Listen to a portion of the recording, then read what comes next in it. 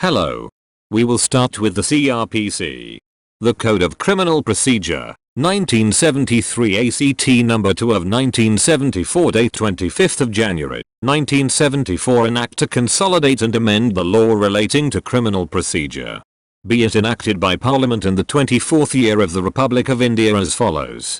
Chapter 1, Preliminary. Section 1. Short title, Extent and Commencement. Subsection 1. This act may be called the Code of Criminal Procedure, 1973.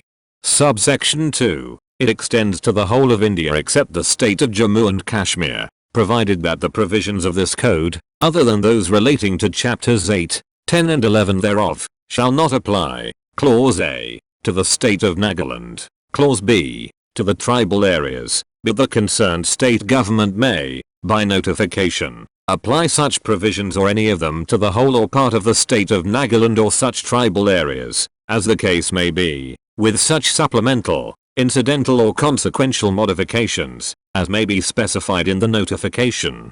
Explanation. In this section, tribal areas means the territories which immediately before the 21st day of January, 1972, were included in the tribal areas of Assam, as referred to in paragraph 20 of the 6th schedule to the Constitution, other than those within the local limits of the municipality of Shillong. Subsection 3. It shall come into force on the 1st day of April, 1974. Section 2. Definitions. In this code, unless the context otherwise requires, a bailable offense means an offense which is shown as bailable in the first schedule, or which is made bailable by any other law for the time being in force. A non-bailable offense means any other offense. B. Charge includes any head of charge when the charge contains more heads than one. C. Cognizable offense means an offense for which, and cognizable case means a case in which, a police officer may, in accordance with the first schedule or under any other law for the time being in force, arrest without warrant. D. Complaint means any allegation made orally or in writing to a magistrate, with a view to his taking action under this code, that some person, whether known or unknown, has committed an offense, but does not include a police report.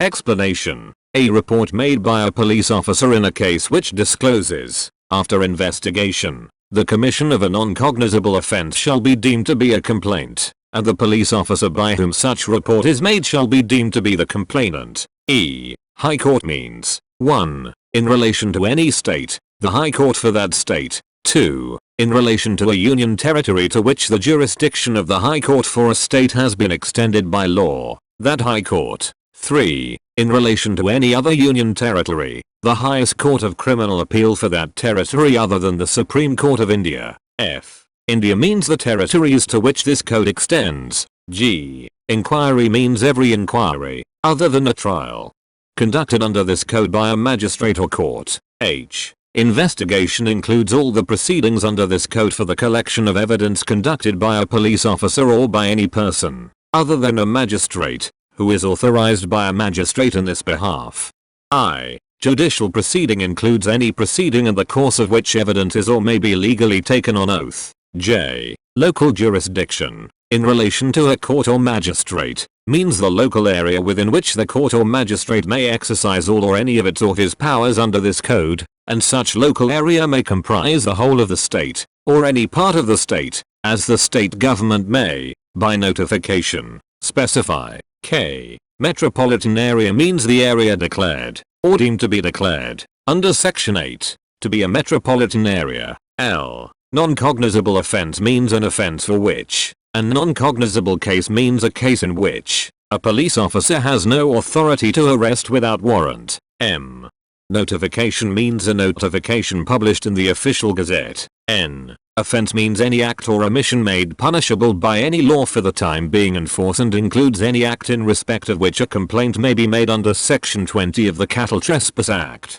1871. 1 of 1871. O. Officer in charge of a police station includes, when the officer in charge of the police station is absent from the station house or unable from illness or other cause to perform his duties, the police officer present at the station house who is next in rank to such officer and is above the rank of constable or, when the state government so directs, any other police officer so present. P. Place includes a house, building, tent, vehicle and vessel. Q. Pleader, when used with reference to any proceeding in any court, means a person authorized by or under any law for the time being in force, to practice in such court.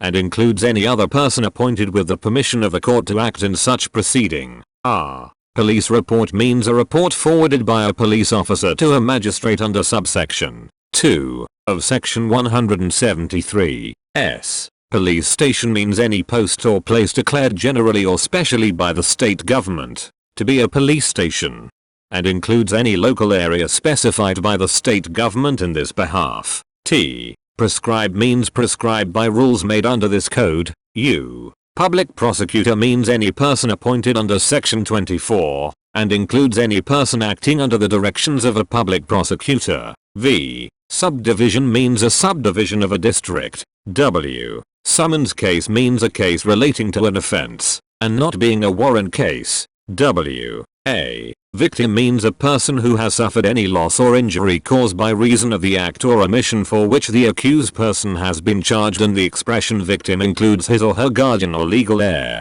X. Warrant case means a case relating to an offense punishable with death, imprisonment for life, or imprisonment for a term exceeding 2 years. Y. Words and expressions used herein are not defined but defined in the Indian Penal Code, 45 of 1860, have the meanings respectively assigned to them in that code.